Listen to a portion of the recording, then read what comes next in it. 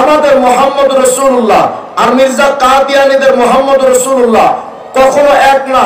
এরা তারা ধোঁকাবাজি করে বলে আমরাও কালেমা পড়ি, আপনারাও পড়েন, আপনারা মুসলমান হলে আমরা কেন নয়। আগে আপনাদের দেখিয়েছি কালেমার প্রথম অংশের আল্লাহ, আমাদের আল্লাহ ওদের আল্লাহ এক। এখন দেখেন কালেমার দ্বিতীয় অংশ মুহাম্মদ রাসূলুল্লাহ। এই মুহাম্মদ রাসূলুল্লাহ বলতে আমরা কাকে বুঝি? ফাতেমার বাবা, আয়েশার স্বামী, হাসান হুসাইনের নানা, মক্কি নবী, মাদানী নবী, হাশিমি নবী, মুত্তালিবী নবী, মক্কি নবী, মাদানী নবী, সেই নবীকে আমরা মুহাম্মদ রাসূলুল্লাহ মানি। অথচ মির্জা কাদিয়ানীরা রুহানি খাজাইন 18 নম্বর খণ্ডে মির্জা কাদিয়ানী 207 নম্বর পৃষ্ঠার মধ্যে লিখেছে मुहम्मद रसूलुल्लाह वल्लदीना माअहु अशिद्दाउ अलल कुफ्फार रुहमाउ बैनहुम। इस वही इलाही में मेरा नाम मुहम्मद रखा गया और रसूल भी, माने এই আয়াত যে আয়াতটা কোরআন শরীফে আছে মুহাম্মদ রাসূলুল্লাহ ওয়াল্লাযিনা মাআহু আশিদ্দাউ আলাল কুফার ইলা আখির আয়াত, বলে এই আয়াতের মধ্যে যে মুহাম্মদ রাসূলুল্লাহর কথা বলা হয়েছে ওই মুহাম্মদ রাসূলুল্লাহ আমি মির্জা কাদিয়ানী। এবং শুধু তাই নয়, রুহানি খাজানের 16 নম্বর খণ্ডে 258 নম্বর পৃষ্ঠার মধ্যে বলে ফামান ফাররাকা বাইনি ওয়া বাইনাল মুস্তাফা ফামা আরাফানি ওয়া মা রাআ। মির্জা কাদিয়ানী বলে আমার মধ্যে আর মুহাম্মদের মধ্যে যারা আলাদা করে তারা আমাকে চিনে নাই। তার মানে সে বলতে চায় আমি এবং মুহাম্মদ একই ব্যক্তি। নাউজুবিল্লাহ বলেন না। শুধু তাই নয়, এই 18 নম্বর খণ্ডের 216 নম্বর পৃষ্ঠার মধ্যে মির্জা কাদিয়ানী আরো কি বলে থাকে? मिर्जा कादियानी कहे मेरा नफ्स दरमियान नहीं है बल्कि मोहम्मद मुस्तफा सल्लल्लाहु अलैहि वसल्लम है। इस लिहाज से मेरा नाम मोहम्मद और अहमद हुआ। बस नबूवत और रिसालत किसी दूसरे के पास नहीं गई, मोहम्मद की चीज मोहम्मद के पास ही रहे আলাইহিস সালাতু ওয়াস সালাম। তার মানে মির্জা কাদিয়ানী বলে আমি যে নবী দাবি করেছি আমাকে তোমরা আলাদা মনে করো কেন? আমি তো মূলত মুহাম্মদ, মুহাম্মদের নবুয়ত মুহাম্মদের কাছে আছে। আমি স্পষ্ট করে বলতে চাই ওরা যে মুহাম্মদ রাসূলুল্লাহ দাবি করে এই মুহাম্মদ বলতে তারা বোঝায় পাঞ্জাবের মির্জা কাদিয়ানীকে। আমাদের মুহাম্মদ রাসূলুল্লাহ তিনি আরবের নবী, তিনি মক্কি নবী, তিনি মাদানী নবী। আমাদের মুহাম্মদ তাদের মুহাম্মদ এক না। আমাদের আল্লাহ কাদিয়ানীদের আল্লাহ কখনো এক হতে পারে না। এজন্য আমরা আমাদের কালেমা পড়ে আল্লাহকে বিশ্বাস করি, মুহাম্মদ রাসূলুল্লাহকে বিশ্বাস করি। ওরা কালেমা পড়ে সবকিছু মির্জা কাদিয়ানীকে বিশ্বাস করে। বলেন মির্জা কাদিয়ানী মুসলমান না কাফের? আমরা স্পষ্ট করে বলি, আমরা যখন বারবার সরকারের কাছে অনুরোধ করি মির্জা কাদিয়ানীদেরকে কাফের ঘোষণা করেন, ওনারা আমাদেরকে সবক শিখান, বারবার আমাদেরকে হাইকোর্ট দেখান যে কাদিয়ানীরা যদি নিজের ক্ষেত্রে নবী দাবি করে আপনাদের সমস্যা কোথায়? তা আমি যদি এই দাবি করি, যদি কেউ এই জামানায় নবী দাবি করতে পারে তো আমিও আজকে থেকে দাবি করে বসলাম আমি বঙ্গবন্ধু শেখ মুজিবুর রহমান। না হুজুর খবরদার এটা বলা যাবে না। কেন? বাংলাদেশের স্বাধীনতার স্থপতি, তার এত এত অবদান আছে, তার নামটা আপনি ব্যবহার করতে পারেন না। আরে মিয়া 56,000 বর্গ মাইলের স্বাধীন করনেওয়ালা বঙ্গবন্ধুর নাম যদি আমি ব্যবহার করতে না পারি, পুরো দুনিয়ার স্বাধীনতার স্থপতি নবীর পরে আর কেউ নবী দাবি করতে পারে না।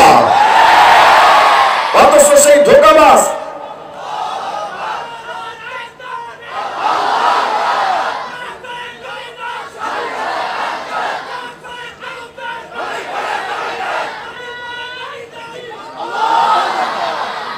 অথচ তারা দাবি করে তারাই নাকি নবী। হ্যাঁ, আমাদেরকে গণতান্ত্রিক দেশ হিসেবে আপনারা আমাদেরকে সবক দেন। মাঝে মধ্যে আপনারা বলেন এই যে আগামী 23, 24, 25 তারিখে পঞ্চগড়ে কাদিয়ানীরা সালারা জলসা তাদের বাৎসরিক সম্মেলন করবে। আমরা যখন নিষিদ্ধ করার জন্য আবেদন করি আমাদেরকে অনেকে হাইকোর্ট দেখান। আমরা ক্লিয়ার বলতে চাই সরকারি দল হিসেবে আপনার দলের বিরুদ্ধে বললে যেমন আপনারাই তার বিচার করেন, আমার নবীর নবুয়তকে যারা চুরি করে নিতে চায় তাদের সম্মেলন যদি হতে দেওয়া হয়, মুসলমান যদি জাগ্রত হয় প্রত্যেকটা কাদিয়ানী চামড়া তুলে ফেলবে। যদি তাদের সমাবেশকে বন্ধ না করেন মুসলমানকে খবরদার খেপিয়ে তুলবেন না। এটা মনে রাখা চাই মসজিদের জুতা চোরকে যেমন মুসলমানরা গণে ধোলাই দিয়া দেয়, নবীর নবুয়তকে যারা চুরি করতে চায় তাদের ব্যাপারে মুসলমানের কিন্তু রক্ত টকটক করে ফুটতে থাকে। হ্যাঁ, আমাদেরকে আপনারা বলবেন হুজুর এটা গণতান্ত্রিক দেশ, এই দেশে সবার কথা বলার অধিকার আছে, মত প্রকাশের স্বাধীনতা আছে, সবাই কথা বলতে পারবে। তা আমি স্পষ্ট করে বলি, গণতান্ত্রিক দেশ হিসেবে সবার যদি কথা বলার অধিকার থাকে, তাহলে বিরোধী দল যারা, তাদের তো সরকার বিরোধিতা করার দরকার আছে। না করা যাবে না কেন?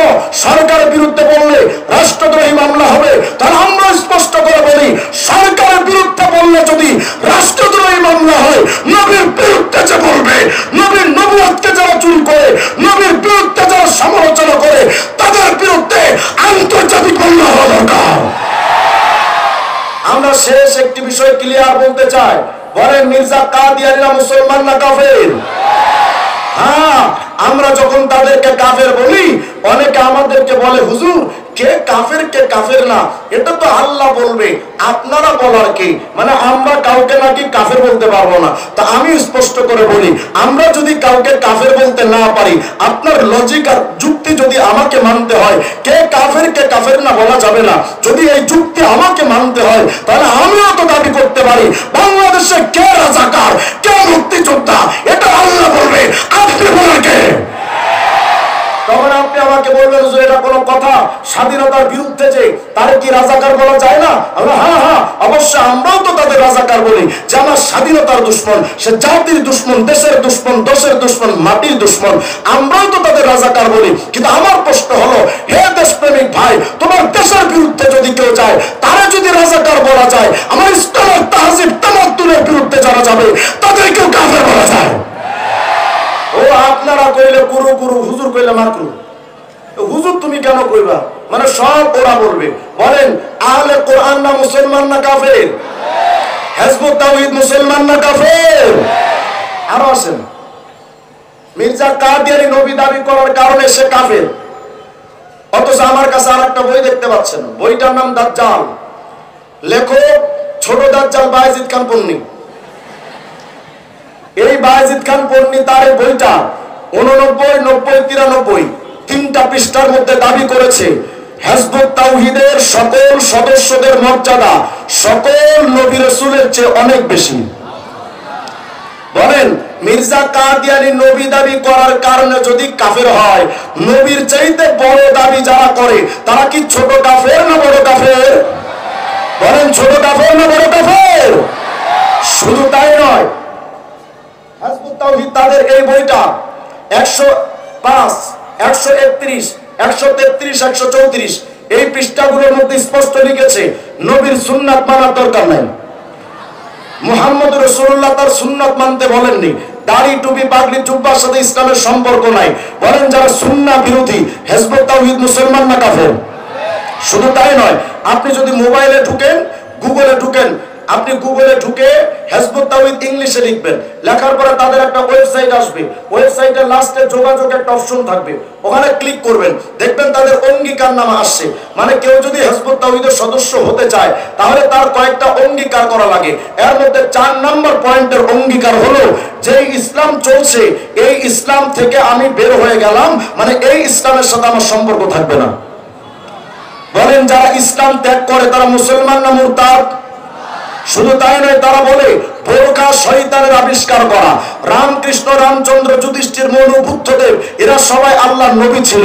হিন্দুদের রামায়ণ, বেদ, গীতা, ত্রিপিটক, মহাভারত এগুলো সব আল্লাহর নাজিলকৃত কোরআনের মতোই সত্য কিতাব। তারা আরো বলে হিন্দুদের ধর্ম পালন করেও জান্নাতে যাওয়া যাবে, খ্রিস্টানদের ধর্ম পালন করেও জান্নাতে যাওয়া যাবে। বলেন এই হিজবুত তাওহীদ মুসলমান না কাফের? যদি আপনাদের এলাকায় কোনদিন আহলে কোরআন, কাদিয়ানী, হিজবুত তাওহীদ, মাজার পূজারী, কবর পূজারী যদি আপনাদের হাতের এই কাল নাগালে যদি পৌঁছে যায়, তাহলে ধইরা কি তাহিরির মতো চা খাওয়াবেন, কফি খাওয়াবেন, ডাইরেক্ট জুতাদি পিটাবেন? কোনো কথা হবে না। আমার নবীর বিরুদ্ধে যারা অবস্থান নেবে, আমার ইসলামের বিরুদ্ধে যারা অবস্থান নেবে, নবীর সৈনিক হিসেবে, সিদ্দিক আকবরের উত্তরসূরি হিসেবে ইসলামের বিরুদ্ধে যারা অবস্থান নেবে, তাদের সাথে মুসলমানের কোন আপোষ হতে পারে না। প্রস্তুত থাকবেন ইনশাআল্লাহ? আল্লাহ তাআলা আমাদের সকলকে সকল ভ্রান্ত মতবাদ থেকে হেফাজত করেন, বলেন আমিন। আগামী 2, 3, 4 তারিখ বিশ্ব ইজতেমা, সবার দাওয়াত থাকলো। আল্লাহ তাআলা আমাদের সকলকে ভরপুর কবুল করেন। আসসালামু আলাইকুম ওয়া রাহমাতুল্লাহি ওয়া বারাকাতুহু।